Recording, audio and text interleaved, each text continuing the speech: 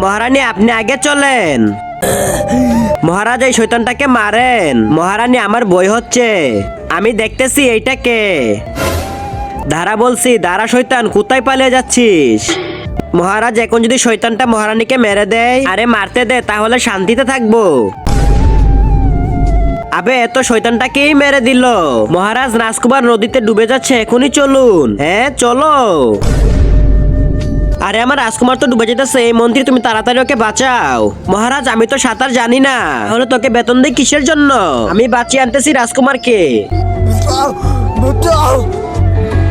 বেঁচে গেছে আমার রাজকুমার। আগে মহারাজ এইদিকে দেখেন, রানীমাকে আমি জঙ্গলেই পেলাম।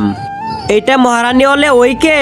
তা দেখার আগে তুমি যদি শয়তানকে হারিয়ে মাকে ভালোবাসে থাকো, তাহলে ভিডিওটি লাইক দিয়ে চ্যানেলটি সাবস্ক্রাইব করে দাও। আর যারা শয়তানকে ভালোবাসো তাদের লাইক সাবস্ক্রাইব কিছুই করতে হবে না, কমেন্টে আবার সবাই আই লাভ ইউ মা লিখে যাও। আমি কে? তাহলে এই দেখ, আমি সেই ডাইনিটা। আমি জঙ্গলের রানীকে মেরে আমি ওর রূপ ধারণ করেছি। এখন আমি তো রাজকুমারকে মারবো, হা হা হা। আরে আমার ছেলে।